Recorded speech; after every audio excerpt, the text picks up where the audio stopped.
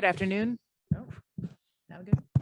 Good afternoon and welcome to James Franklin's weekly press conference. Just a reminder to turn your cell phones to vibrate, off, or mute. We'll start with an opening statement from Coach and then we'll go to Rich Scarcella. So like always, appreciate you guys coming out in person or online to cover in Penn State football. Couple things. One thing before I get into reviewing the last game, kind of a cool thing. My college coach, Mike Terwilliger, is about to coach in his 500th game at East Stroudsburg. He's been a part of every game since 1974, either as a player or as a coach. So pretty cool. Happy for him, and wanted to take a minute to recognize him. From Central Michigan, when we talk about the key stats that we talk about, first one is turnover battle. We won that. That's been a consistent theme this year that we need to continue to do a good job on. +4 penalties. We were able to get that one, +35 yards. Drive start battle, we got that one. Sack battle, we got that one. And the explosive play battle, again, like I talked to you guys after the game, it didn't necessarily feel like that at times, but we did win that. Both offense and defense achieved our goal there. We talk about players of the game. On offense, Katron Allen. On defense, Kalen King. On special teams, Barney Amore.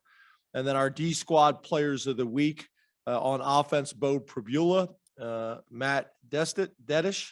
On defense, Smith Vilbert and Mekhi Flowers. And then on special teams, Cody Romano. And then obviously the Big Ten freshman of the week, I think you guys know, was Katron Allen, which is cool. Some other general notes about the games. We were able to play 59 players in the game, which continues a trend that we've done really all year long, which has been really positive for us.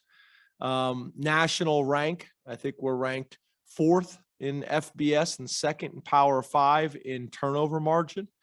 We're 1st in the country in PBUs at 41, and the next closest is 25. Areas for growth, we got to eliminate the pre-snap penalties. We got to get rid of them. And then obviously continuing to emphasize special teams, attention to detail, kick locations, protection, those types of things. And then just the last few notes, some interesting notes that came up that Chris and Greg were able to find. Nick Singleton leads the country in yards per carry. Joey Porter, Kalen King, Johnny Dixon, and Keaton Ellis all rank in the top 15 in PBUs in the country. We have 9 different players who have recorded a sack, which ranks 2nd among Power 5 teams. And then Barney Amore has placed 50% of his punts inside the 10-yard line, which leads the country. So some positive things to build on. When you get to Northwestern, obviously it starts and ends with Pat Fitzgerald. Obviously a guy that's had a significant impact not only on Northwestern, but on the Big Ten as a player and as a coach. Got a ton of respect for him. And then you talk about offensively, Mike Bajakian is a guy that we know fairly well. The offensive coordinator, he was the offensive coordinator at Boston College with both Frank Leonard and Coach Troutwine. So kind of pretty good idea about him, and they have a ton of respect for him. Guys that we've been impressed with, their running back, Evan Hull, really he's the whole offense kind of runs through him, not only as a runner, but also from a reception standpoint. Wide receiver number 6, Malik Washington. Obviously, offensive lineman number 77, Peter Skoronski. And then their tight end, number 87, Thomas Gordon. On the defensive side of the ball, you got Jim O'Neill, who's from Doylestown, Pennsylvania, as a defensive coordinator, 2nd year at Northwestern. He's also been a defensive coordinator with the San Francisco 49ers and the Cleveland Browns, both as the defensive coordinator. So obviously tremendous experience. Guys that we've been impressed with on defense is DN number 99. I don't want to mispronounce his name. middle linebacker number 32, and cornerback number 2. Those guys have been impressive on tape. And then their special teams coordinator I've known forever, Jeff Jenick. All the way back, we used to recruit New Jersey together. He had a cell phone, I didn't. So I'd follow behind him, and he'd call the schools and let them know that we were on our way, which was helpful. Those were the days that these people don't even understand anymore. Pulling over the side of the road with quarters, pay phone. Some of these reporters are looking at me, they don't even know what a pay phone is. Pay phone with your recruiting book, big booklet on your arm. So he helped that process by me following him. We were recruiting the same area, so worked out well. Their long snapper, number 43, is just extremely consistent and does a great job for him. So obviously at home, it'll be a challenge. Whenever you're playing a Big Ten opponent, it'll be a challenge, and we're looking forward to opportunity. Obviously, today's practice will be critical. Rich Scarcella, Reading Eagle, and then we'll go to John McGonigal. Good afternoon, James. Hey, Rich, how are you? I'm good. I know what payphones are. Is that going and to I change? have- Is that going to change to full screen? Okay. Hey, Rich, I'm sorry. Okay, buddy. I know what payphones are, and I have used payphones. Is there any more in Pennsylvania? I don't know if I've seen them. I have seen one in our county. There is one. Okay. I haven't used it. How important are defensive backs in today's game? And was there ever a point as a head coach that you have put extra emphasis on recruiting D-backs? Because, I mean, obviously you have so many good ones right now. Yeah, I think that the game is obviously changed, whether it's NFL, college, and even high school. You know, people are throwing the ball more than ever. Obviously, a big part of that has been the summer 7-on-7 circuit that's been going on for a while right now, and people are so much further ahead. I think the other thing is the emphasis on explosive plays and the importance that they play in the result of the game.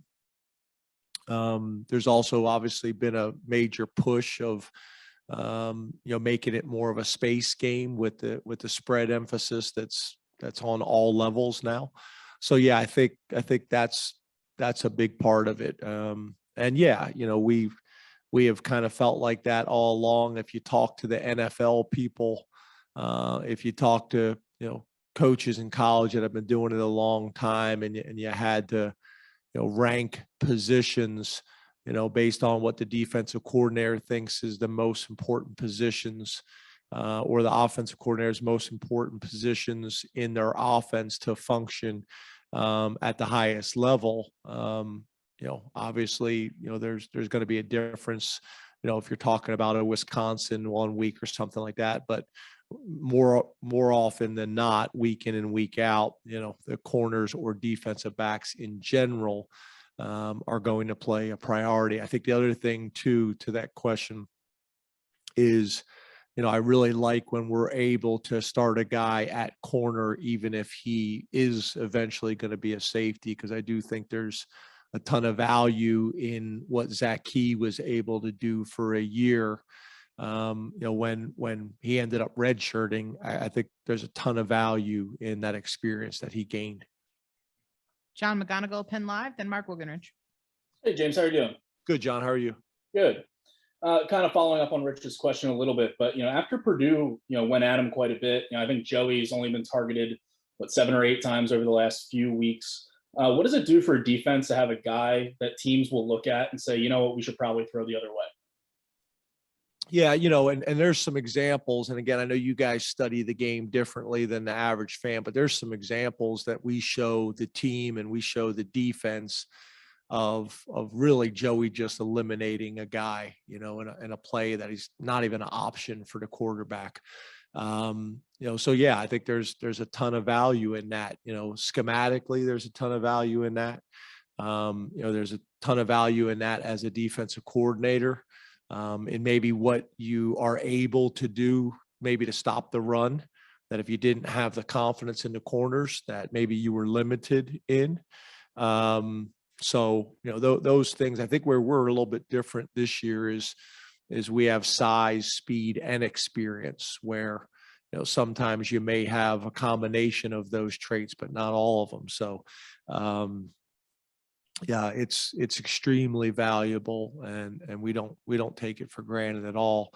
I think those guys that we are fortunate to be playing with right now, we don't take them for granted one bit. We talk about them all the time in our staff room, and don't get me wrong, they still need to develop as well, but they're doing some really good things. And I do think, I don't think that's how Purdue is wired. They're just going to run their offense. And let's be honest, the one guy, I think he's leading the nation right now in receptions. But I think more times than not, people are going to say, look, if everything's even, we'd like to go away from this guy or whatever it may be. Mark Wogenrich, all Penn State, then Frank Bodani. Hi, James. How we doing? Good, thanks. That was You've an aggressive. That was an aggressive. Oh, sorry. It might just be audio too. No, I like it. You just came in hot. Medium. You've discussed trying to get Drew Aller a second quarter series versus Ohio and Central Michigan. Are you planning to try again Saturday? And then what in-game criteria do you use to determine whether it's feasible? Yeah, we want to try to get, we have a very similar discussion about how we're going to rotate, Hunter Norzad in, and how we're going to rotate Effner in, the running backs, I can go on and on kind of at every position on both sides of the ball. But yeah, I think the more experience that we can get for guys, his situation is probably a little bit different because he just hasn't played college football as much. But the more experience that we can gain and allow those guys to get, the better we are. And, fortunately, Sean Clifford and the offense and the coaches and the defense have allowed us to be in a situation where we've been able to get them time in every game, and not just Drew, but CV as well. So, that there's a ton of value in that. We would love to be able to do that again this week. We have not talked about, our strategy about that, this week yet. We always will, do that as a coaching staff first, and then obviously talk to the players about what our approach would be before I would make any announcements in the public with the media. But we got a ton of respect for Northwestern, and most importantly, we got to find a way to be 1-0 this week. Frank Bodani, York Daily Record, then Mike Gross.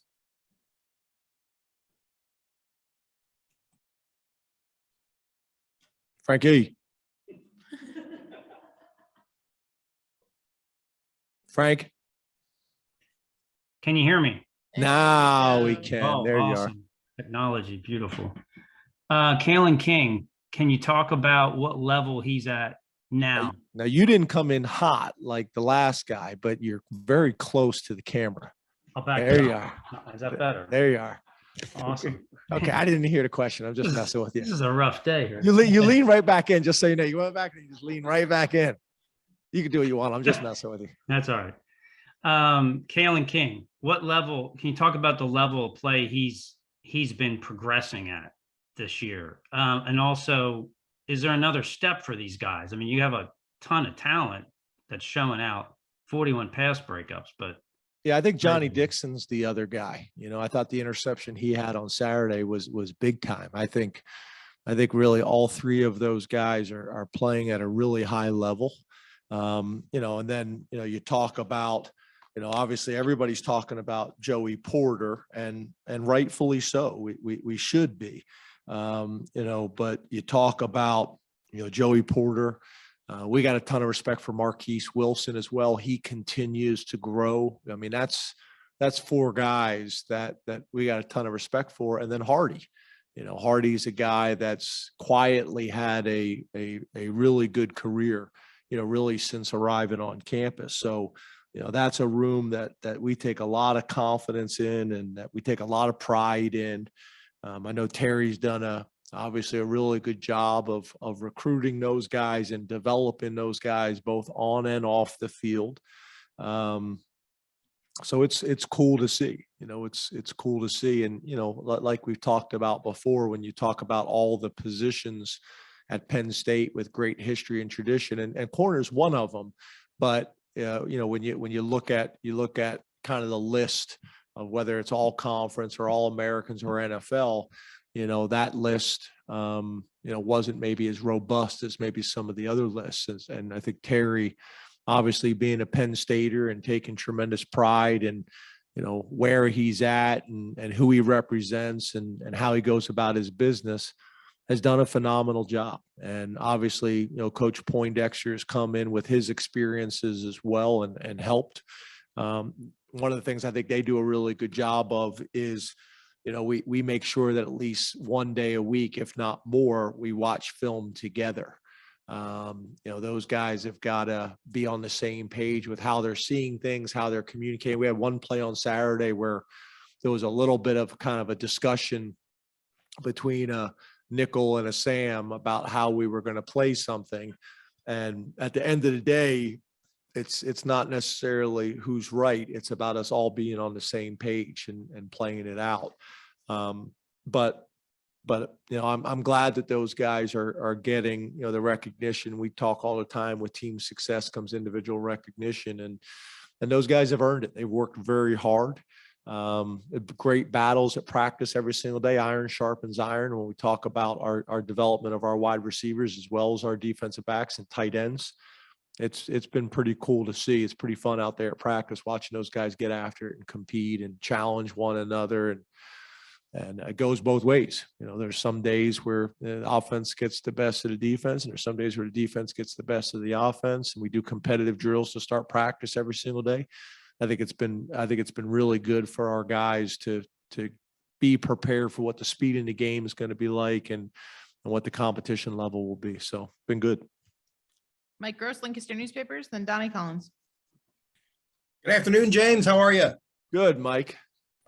Is it just I'm trying to combine the best of Bodani and Woganridge. Yeah. Okay. Which has kind of been a lifelong goal of mine. Anyway, Smith Vilbert started the bowl game last year and has seemed to have a really good game. Has not been in uniform, I don't think, this year. And I assumed that there was an injury involved there or whatever, and now he's on the scout team. So I hope I haven't missed something here, but can you clarify where he's at? Yeah, just not available.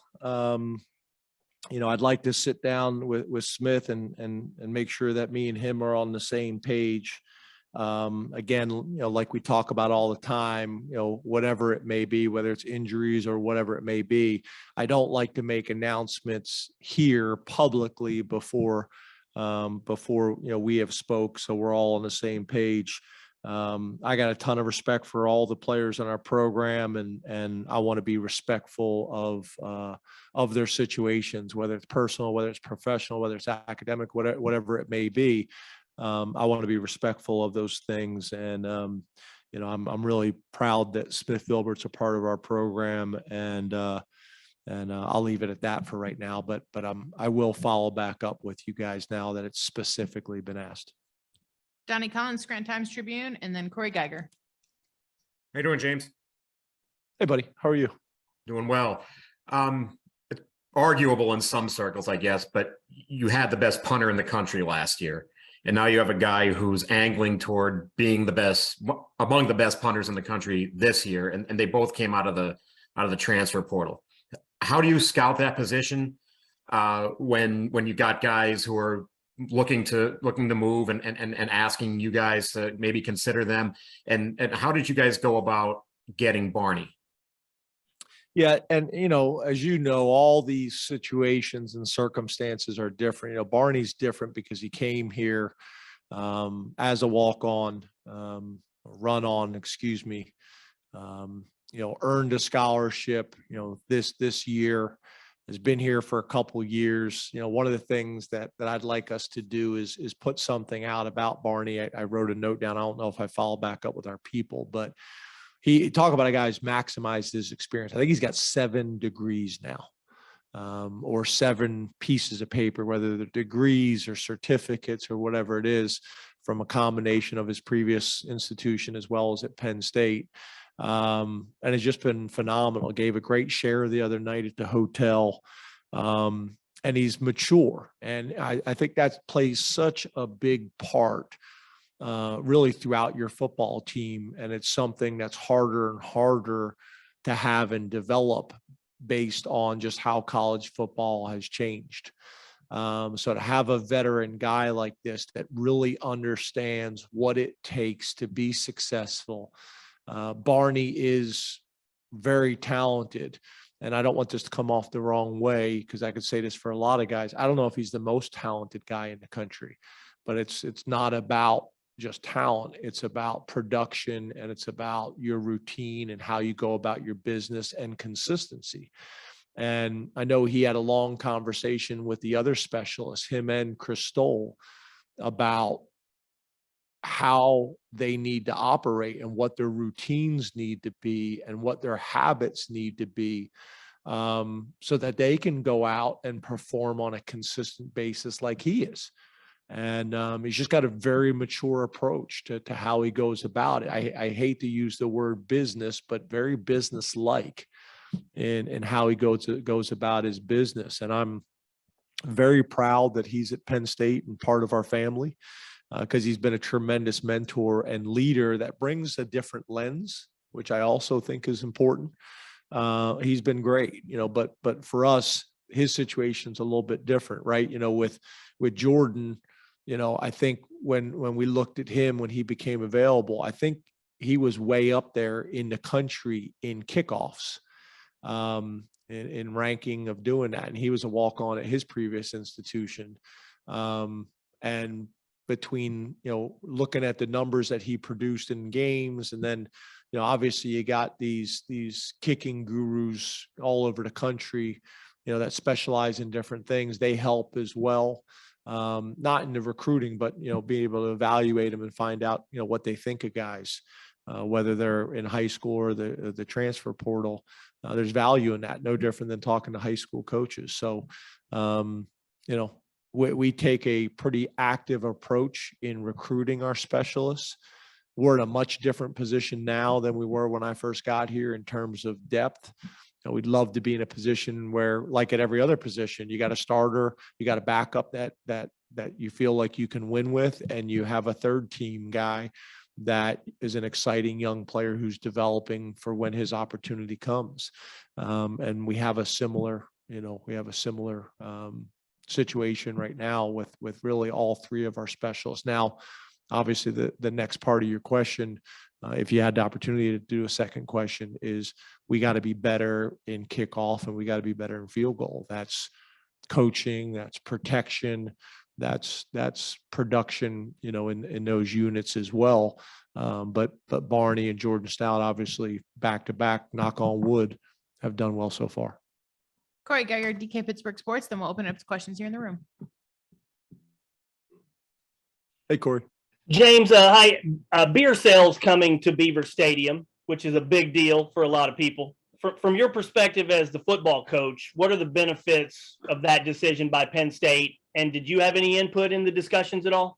On the record or off the record, are you asking me this question? Yeah, I'm not like, as you guys know, I'd prefer to spend my time talking about Northwestern and trusting the decisions that are made, whether it's our athletic director, Pat Kraft, or, our president, Dr. Ben DePuti. But that's kind of above my process and decision-making, the things that I spend my time on every single day. But I'd prefer to just leave it at that if that's okay. All due respect. We'll open up to questions here in the room. Start with Mark. James, going back to the. Where were you just pointing? I was telling her to bring the mic over here. I was like, who are you pointing at? I can see him right there. I'm sorry, James, but going back to the kicker situation, when you make those decisions on who's kicking from what length, who's doing the field goals, how much of that is based on pure analytics, and how much of it is that gut feeling that coaches kind of have? Is it a mixture? Yeah, so it's all based on practice and game data. Who has consistently, gone out and produced. Now, if it's close, then that's where the either past experience comes in or the gut comes in, and you trust your instincts. But more times than not, it's usually decided pretty clearly in practice. But that's all based on data. You talk about all camp, all the kicks that they take during practice, and then all the kicks that they take, in a pressure environment at the end of practice that, them making it, or missing it would dictate the team running and things like that. Trying to put pressure on those positions like we do every other position, whether it's the punter, snapper, kicker, like we do every other position in practice, to prepare them for what the games may be like. But the gut and the instincts come in when it's close, but usually it's not. It's pretty clearly decided. James, we're about a third of the way through Sean's final season. How would you evaluate how he's done so far, and where have you seen him sort of take a step in his last year? Yeah, I think he's much more even keeled, that I've seen, in terms of his demeanor. I still think he's having a ton of fun and competing and being a leader and all the things that really he's done for a while, but he's just more even keeled. He's not getting too high when things are good. He's not getting too low when we prefer to have a play back. That I see as much as anything. And then I think what you're trying to do at all positions, but obviously at the quarterback position, is you're trying to maybe, trying to reduce or eliminate those 3 to 6 plays a game that you'd like to get rid of, and I think he's done a really good job of that. You look at his numbers right now. He's responsible for 12 total touchdowns and 1 turnover, 64% completion percentage. And I think that could even be better. Almost 1,000 yards, 39 points, and most importantly, 1-0 each week.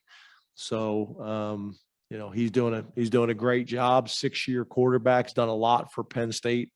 As you guys know, I got a ton of respect for him.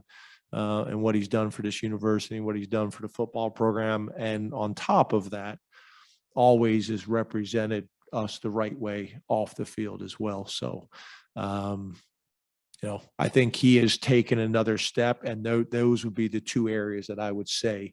I think he's reduced the number of plays that after the game, he would like to have back and we would like to have back or do over if there was such a thing. And just being a little bit more level. And I would also make the argument that maybe those 2 things go hand in hand. That, when he, maybe has a play that he'd like to get back, he's able to get over it quicker because he's been more even keeled. James, we didn't get a chance to see Hunter on Saturday, but we still saw a rotation at left guard with JB involved. What was the train of thought in sticking with that approach with Landon's activity as well? And do you have any kind of anticipation for Hunter being available this Saturday?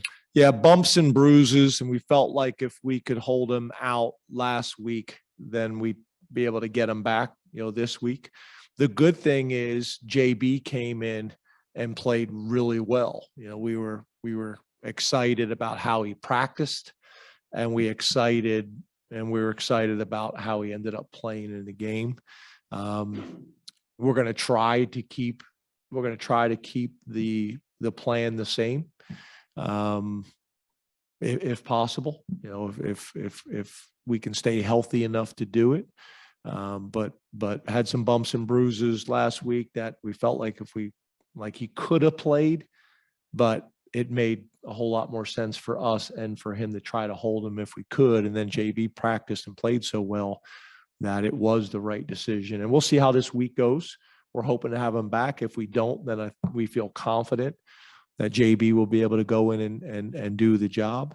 But that's kind of how that's going to play out, each week, in a perfect world. Hey, James, how you doing? Good. How are you? I'm good. A lot of your defensive ends are off to pretty productive starts in terms of disruption, even Nittany this past week. I just wanted your thoughts on a couple of those guys are going to have to deal with Skoronski, number 77, and he's considered maybe the best lineman in the Big Ten at tackle and maybe a future first round pick. Just the thoughts on going up, your guys going up against him.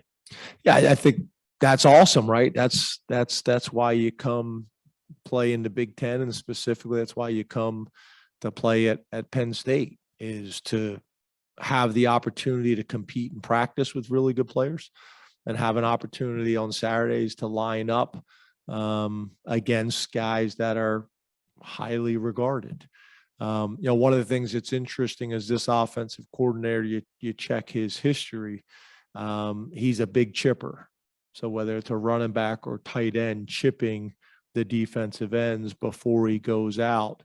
And some people do that when they feel like there's a matchup challenge. He does it all the time. So we're going to have to deal with that as well. And we're aware of that. But I think I think our defensive ends are excited about it. Again, this is why you come to a place like Penn State to compete and play against, this type of talent week in and week out for the most part. Elton. Hey, James, how are you? Elton. After Auburn, Jair was saying he thought the performance of the defense was more indicative of what could be expected with the level of talent. 4 more turnovers last week against Ohio, Central Michigan, sorry. How would you, thank you. How would you evaluate Manny's job 4 games in, and how do you think he's kind of finding his way with this program and how the players are adapting to it? Yeah, I think really good. First of all, I think the guys like and respect them, which is, I think, important.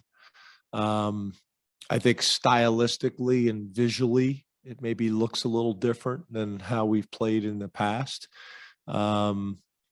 Obviously, the turnovers is significantly different, especially the last 2 games. But I think our guys are getting more comfortable and more confident each week. I think he's getting more comfortable and confident each week in terms of knowing who our players are, what their strengths are, what their weaknesses are, how you call a game based on knowing your personnel better and getting more comfortable and familiar with the league. But I think really good, really good. I think at the end of the day, obviously, points is the most important stat for an offensive coordinator or a defensive coordinator. And then the other 2 that we know that we talk about all the time is explosive plays and turnovers. And probably the area that we could probably take the next step as a defense is reducing some of the explosive plays. But the thing that I think we're doing a really good job, which is probably the more important stat, is not giving up explosive plays for touchdowns. Those are the ones that kill you, because if you're not giving up explosive plays for touchdowns and you're playing good red zone defense, then once again, you have a chance to be pretty good in the stat that matters most, which is scoring defense. Ben. Hey, James. Hey, Ben. I'm over here. That's even creepier than the tax. As you sleep. Yeah. You have historically been, you've said you see it every week that teams will blow a lead. You don't want to take guys out, and that has held true for the most part. I would say outside of Purdue, Drew has gotten in maybe earlier than historically you might have made that change with Tommy or Will. And a lot of that has to do with a lot of different things. Is that informed by how situations like Iowa last year went? Is it informed by the future of the program, or is it just informed by this is how we feel about it right now? Yes. And that's what I thought the answer was. Yeah. So, I think it's a combination of the things. I think your point is a good one. Like, people have asked me, well, you wanted to get him in the second quarter. It didn't happen. Yes. But to your point, most importantly, we're getting the guys in the game a little bit earlier than maybe we had in the past. And that is really putting a priority on creating depth that is based on previous experiences. That is what I think we need to do in 2022, with making sure that as many guys in the locker room feel like they're getting opportunities. It's all of that. but it's a fine line because everybody's critiquing me that guys should get in the game earlier, but then you guys all watch college football and there's things that come up every Saturday where people felt like the game was over and it wasn't. So that's where it's not necessarily science. It's a little bit of an art in being able to navigate that. It's also the thing that I try to emphasize on the headsets, because more times than not, I make suggestions. So like when I'm on the headset, we're playing a team and maybe they've left their starters in late in the game and then something happens. I'm using that as examples with our staff. Guys, this is why, although I want to lead the country in scoring defense, it's not worth a unfortunate targeting penalty and now we lose the guy for the second half, or it's not worth an unfortunate sprained ankle to one of our guys that really didn't need to be in the game. And it's not always perfect like that, especially when you're on the road and you have less options of guys to put in the game in terms of what you're able to travel. But it's all of that, it's all of that. And I think to your point, last year I thought we were playing really good football and then we had some injuries at some key positions, and we wanted to make sure that we had more depth this year, really across the board. I think linebacker, I think, is another really good example that not a whole lot of people have been talking about. We were young at linebacker, and I mean, you think about the amount of reps that Kobe has been able to get, the amount of reps that Abdul's been able to get. Jamari's ended up playing probably more football than maybe people anticipated at this point. DeLuca's played a ton of football for us. So it's really across the board that we're trying to do it, and how the games have played out has helped with that too a little bit. Time for two more. We'll go Neil and then Ryan. Getting back to the payphone. Hi, Neil. Hi, James. A lot of pressure with these intros. Your coaching tree and player tree is growing so much. Do you have much time during the season to be in touch? Do guys reach back for either just to stay in touch or advice, whether it's coaches or players staying in touch? Yeah. I'm not as good of that as I'd like to be. I'm one of these guys that I hope our relationships is strong enough that when we see each other and do talk, it's great. And they understand kind of how I feel about them. And that is unconditional and consistent. But I'm not write a bunch of letters or send a bunch of text messages or phone calls to check in with people. But yeah, I've talked to Brent Pry this year. I've talked to Ricky Ronnie, multiple times this year. I've talked to Charles Huff. So yeah, I think that's still happening. I got buddies in the NFL that reach out and that are coming, but and then players, obviously having Pat and Marcus back this weekend was awesome. I think it's one of the things that's really cool about Penn State. That's why I love when a lot of these guys can get drafted or picked up by regional teams, because it just helps with that. And as you guys have heard me talk about before, it's not just me, it's my wife, it's my daughters. I mean, I probably shouldn't say this because I'll get in trouble at home. But it's a good story and it connects the dots. So I'll take the punishment. But like Marcus Allen comes up to me, like, I don't know if it was right before the game or right after the game. And he's like, Shola's got a boyfriend. Like the fact that he knew that. And it was like, and because you got to remember, like, as you guys do, like they were like teeny, and they've grown up obviously. But it's just cool that we're able to have that relationship, and that, my daughters have these big brothers that look out for them and care for them. So yeah, it's really cool. It's very similar. I think you guys know that a lot of the wives and kids went down to that opening game. That was the night after our game, I think, to open the season with Virginia Tech and Old Dominion, and they're all like buddies, so yeah, I think it's cool. It's something that's important to me. We worked very hard at some of the guys that maybe came before us that could come back to Penn State forever. And it was the same group of men and women that have been there for almost 50 years. And when that changes, Obviously, there's less of that. So we've worked really hard at hopefully bridging that gap. So yeah, that's really important. I mean, I think it's really important to Penn State, that sense of family and community. Right. Hey, James, right here in the back. Hey, Ryan. How are you doing? Good, you? Doing all right. So your pass rush, you have 13 sacks on the year, and it's kind of spread out through, I think, 8 or 9 guys, and you're playing a really tough offensive line in Northwestern. What has kind of made that unit so successful, and how have you guys kind of been able to schematically get so many guys involved to try to pressure the quarterback? Yeah, I think it's more, again, that we're just playing a lot of guys. There's the other thing that factors in sometimes is when the score, gets when there's a larger margin in the score, then people feel like they have to throw more. That creates opportunities as well. And then I think we're doing some things scheme wise, and I think John Scott and Deion Barnes are doing some really good things from a fundamental standpoint. I think we can get better there with tackles for loss and sacks. That's a big part of what Manny wants the identity of this defense to be, and I see it getting closer to how we want it and how he wants it to look, which is turnovers, sacks, and tackles for loss. And every week I see signs of it that are encouraging, and we got to continue to build on. It's also cool when it's unusual to be playing some young players like true freshmen, like Zane Durant and Nittany, that are playing as true freshmen, which is somewhat unusual on the defensive line, specifically at D tackle. So those things I think have been really good. It's great to see Adisa, coming back and really starting to come on. And Amin Vanover's a guy that I'm really proud of. He's been patient for the most part.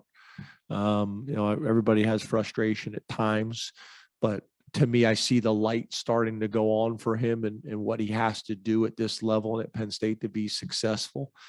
I've had a ton of conversations with Amin and his mom and dad throughout the years. And I called mom the other night, and she wanted to know why I was calling. And it was, I was praising her son for really what he's doing. And I'm proud of him. So it's cool to see that, especially when you've been here a couple of years now and you're able to watch these guys come in and grow and evolve as players and as people. I still get I get a huge reward from that and watching guys develop, whether it's academically, athletically, socially, spiritually, whatever it may be. Been pretty cool. Thank you, Coach. Thanks, everybody. Thanks, guys.